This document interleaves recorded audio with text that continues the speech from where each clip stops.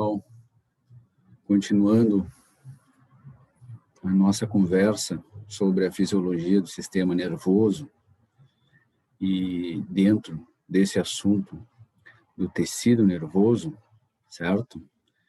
Lembro para vocês que nós terminamos o último vídeo com essa figura, né, onde mostra alguns astrócitos, certo? E hoje a gente conclui esta conversa sobre o tecido nervoso, tá? Vamos falar um pouquinho mais sobre tecido nervoso e depois a gente encerra esse assunto e vamos para um próximo assunto ainda dentro da fisiologia do sistema nervoso, tá? Esta figura que vocês estão vendo aí mostra para vocês, né, desenhos das células da glia ou células gliais. Dessas que vocês estão vendo aí, nós já conversamos, certo? Deixa eu pegar minha caneta aqui. Nós já conversamos sobre os oligodendrócitos, cuja função é formar bainha de mielina em neurônios do sistema nervoso central, tendo uma característica de formar bainha de mielina em mais de um neurônio, certo? Lembro para vocês que a bainha de mielina, e a gente vai ter oportunidade de falar mais sobre ela, é um isolante do axônio, né? É um tipo de isolante elétrico, do químico e elétrico do axônio, e aqueles neurônios que possuem axônios com bainha de mielina, ou mielinizados, transmitem estímulos nervosos mais rapidamente do que outros neurônios cujos axônios não têm bainha de mielina, não tem entre aspas, porque tem o mesmo que uma camada bem fininha, mas tem, e que a gente chama de amielinizados, certo? Então, a grande diferença, resumindo, entre neurônios com bainha de mielina e sem bainha de mielina é que aqueles neurônios com bainha de mielina transmitem estímulos nervosos mais rapidamente. Tá?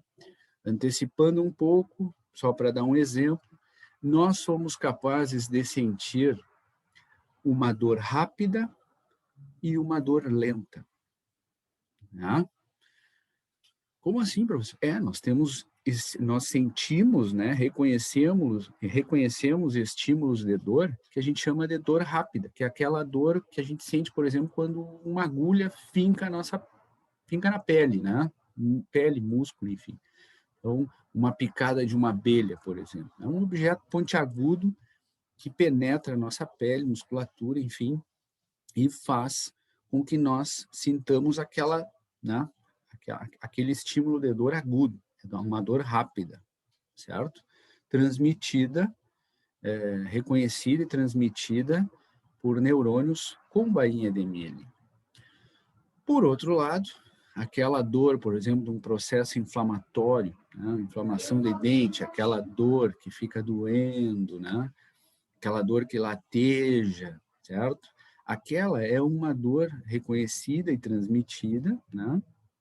Por neurônios amielinizados, portanto, o que a gente classifica como dor lenta. Tá? E mesmo dentro, espichando um pouquinho esse assunto, mesmo dentro do grupo de neurônios com bainha de mielina, nós ainda temos neurônios com axônios com maior diâmetro, axônios com menor diâmetro. E entre esses axônios também tem diferença na velocidade de transmissão dos estímulos nervosos, tá? Fechamos parênteses aqui sobre a bainha de mielina, a gente vai voltar a falar dela mais adiante. Nós também já vimos os astrócitos, né? São células da glia importantes que conectam, entre aspas, né? Porque eles recobrem parte dos vasos sanguíneos, como vocês estão vendo aqui, isso aqui está representando um capilar sanguíneo, né? Ou seja, sangue aqui dentro, né? E também, com seus prolongamentos, conectam neurônios. Temos também, já falamos um pouco sobre as células de Schwann, cuja função também é produzir bainha de mielina. Vocês estão vendo aqui, ó, um axônio coberto por bainha de mielina, né? A diferença é que as células de Schwann formam bainha de mielina em neurônios do sistema nervoso periférico. A diferença entre células de Schwann e oligodendrócitos, né, é que as células de Schwann, elas produzem bainha de mielina, elas formam bainha de mielina em neurônios do sistema nervoso periférico e, além disso, elas formam bainha de mielina em axônios de um único, em axônio de um único neurônio, tá? Mas, assim como os oligodendrócitos, principal função, formar bainha de mielina. Muito bem. Então, estas células aqui são células da glia, e nós já conversamos, já mostrei para vocês. Aparecem, deixa eu pegar aqui uma cor diferente, outras duas células aqui, dois tipos celulares, tá? Que também são classificados neste grupo de células gliais, ou células da glia. Estas células ependimárias, tá? Ou células ependimais, como vocês preferirem, são consideradas células da glia e elas são células epiteliais e que se encontram revestindo os ventrículos. Tá? Os ventrículos são aquelas cavidades que nós temos no nosso encéfalo e que são preenchidas pelo líquido cefalorraquidiano, certo? Vocês já devem ter visto na anatomia, né? E quando vocês pegam um hemiencéfalo, assim, uma hemicabeça, né? A metade de uma cabeça e tem uma visão lateral, vocês observam algumas cavidades em algumas porções do nosso encéfalo, e estes são os ventrículos, né? Existe o terceiro ventrículo, o quarto ventrículo, os ventrículos laterais, né? Mais ou menos dorso ventralmente são ventrículos laterais, terceiro ventrículo e quarto ventrículo. Esses ventrículos são revestidos, né, por um epitélio, e este epitélio é constituído por células ependimais. Tá? Vou mostrar para vocês depois uma figura. E aí, existe ainda, deixa eu passar o preto aqui nas células ependimais, e ainda existe um quinto tipo de célula, tá? Que são as micróglias. Estas micróglias, tá? São as células de defesa, são células, digamos assim, são os representantes do sistema imunológico no tecido nervoso. Tá? Se vocês observarem aqui o nome delas, vocês já encontram, né, glia aqui, ou seja, elas são consideradas células da glia, embora alguma literatura possa não considerá-la como uma célula da glia e considerá-la, sim, como uma célula de defesa, uma célula do sistema imune no tecido nervoso. Tá? Mas essa discussão ela não é relevante para nós, a gente deixa para um outro momento. Vamos considerar as micróglias como células da glia. Tá? E a função delas, né, eu já disse, é de agir como uma célula do sistema imunológico, ou seja, qualquer lesão, qualquer ação de agente infeccioso no tecido nervoso, estas células, essas micróglias vão atacar essa bactéria, esse vírus, enfim. Tá?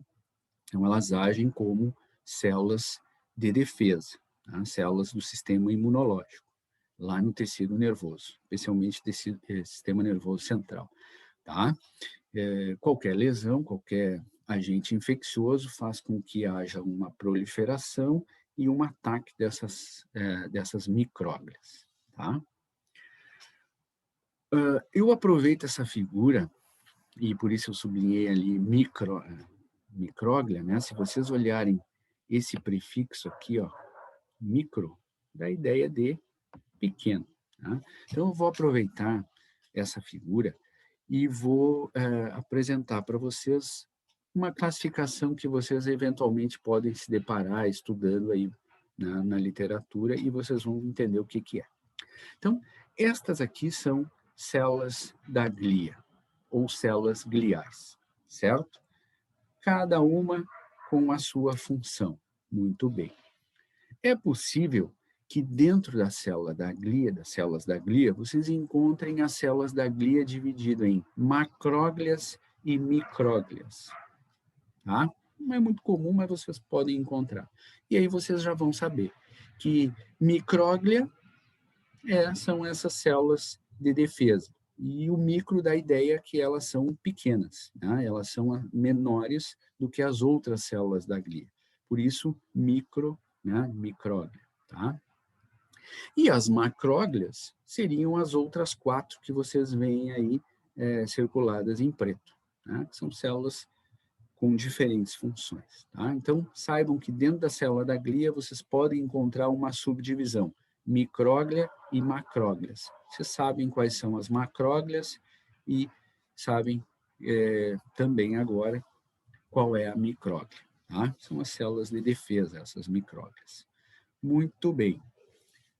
Acho que desta figura é isso. Então, agora já conhecemos, né, os 5 tipos de células da glia que, junto aos neurônios, formam tecido nervoso. Muito bem, vamos adiante, eu vou mostrar para vocês agora.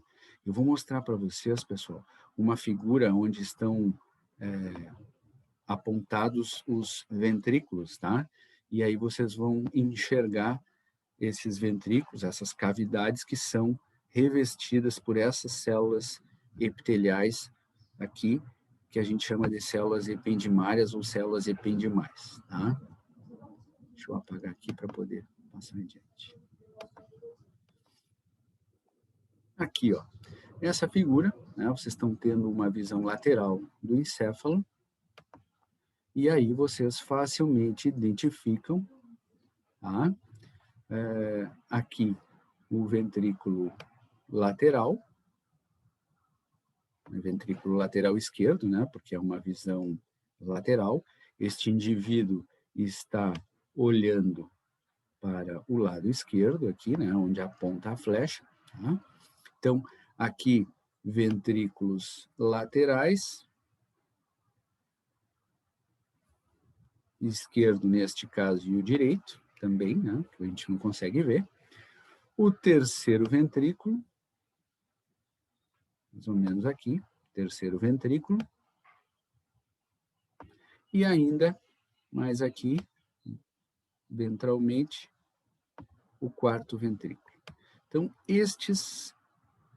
estas são cavidades do nosso encéfalo, preenchidas por líquido céfalo-raquidiano, né, o mesmo líquido que preenche o canal da medula espinhal, né, e revestidas, então, por um epitélio formado por células ependimais, que são consideradas, por estarem no tecido nervoso, né, células da glia, embora não sejam células neuronais, digamos assim, né, não são neurônios, não são células diretamente ligadas aos neurônios, tá?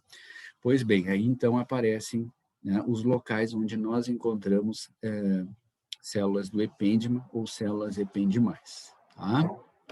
Vamos adiante. Aqui, ó, esta figura mostra para vocês as células da glia, né? Mostra para vocês, deixa eu pegar uma caneta aqui, mostra para vocês micróglia, deixa eu apagar, mostra para vocês aqui uma micróglia, né? Uma célula do sistema de defesa. Aqui em amarelo está mostrando um neurônio aqui e um outro neurônio aqui. Né? Vocês facilmente reconhecem que o axônio deste neurônio mais à esquerda aqui, ó, aqui está o axônio dele, né? Aqui os terminais axônicos, mas vocês facilmente reconhecem que este axônio é revestido por bainha de mielina, assim como este outro neurônio mais à direita aqui também tem. Aqui aparece o seu axônio, aqui os terminais axônicos, alguns deles eu estou passando preto, né? Também é revestido por bainha de mielina, está identificado aqui, e aí vocês já sabem, né? Quem forma bainha de mielina ou é oligodendrócito ou é célula de Schwann. Como este oligodendrócito está formando bainha de mielina em mais de um axônio, em mais de um neurônio, né? A gente já identifica que isso aqui está representando sistema nervoso central. Se fossem as células de Schwann, aqui no lugar dos oligodendrócitos, nós identificaríamos como como sistema nervoso periférico. Tá? Além disso, em verde aqui, aparece um astrócito, certo? O astrócito se conectando aos neurônios, e teria aqui, deixa eu desenhar, teria aqui esse astrócito conectado a um capilar sanguíneo, não aparece aqui, mas vocês sabem que o astrócito faz isso também, né? E tem uma outra estrutura aqui, que já é de nosso interesse, daqui a pouco a gente vai falar bastante sobre isso, já falamos alguma coisa, né? Que está representado nesse desenho também uma sinapse. Vejam que um terminal axônico deste neurônio aqui, se ligando, entre aspas, né? Ou liberando neurotransmissores, ou ainda, em outras palavras, estimulando este nosso neurônio mais à direita. Então, aqui vocês estão vendo uma sinapse entre, eu vou chamar aqui de neurônio 1 e o neurônio 2, que vocês estão vendo uma sinapse, né? Entre o neurônio 1 e o neurônio 2, ou seja, entre, obviamente, os axônios do neurônio 1 e os dendritos do neurônio 2, que está representando essa sinapse, né? Obviamente, também mostrando para vocês que o neurônio 1 está passando o estímulo para o neurônio 2, e que o neurônio 2 possivelmente vai passar o estímulo para o neurônio 3, que não aparece aqui. E assim, de um neurônio para outro, os estímulos nervosos vão passando até que cheguem no tecido-alvo, nas células-alvo, que pode ser uma fibra muscular esquelética, pode ser uma fibra muscular lisa, pode ser uma fibra cardíaca, pode ser uma célula endócrina, enfim. Tá? Muito bem. Então, esse é o tecido nervoso. Tá? Esse é o tecido nervoso, constituído por neurônios e por células da glia. E esta figura faz uma representação, né, do tecido nervoso, certo? Só não aparece aqui, né, lembrando, as células do epêndima, que são células que estão formando epitélio ali e revestindo os ventrículos, tá bem? Bom, já nos encaminhando para o final, hoje o vídeo é um pouco mais curto do que o normal, para que a gente finalize tecido nervoso, tá?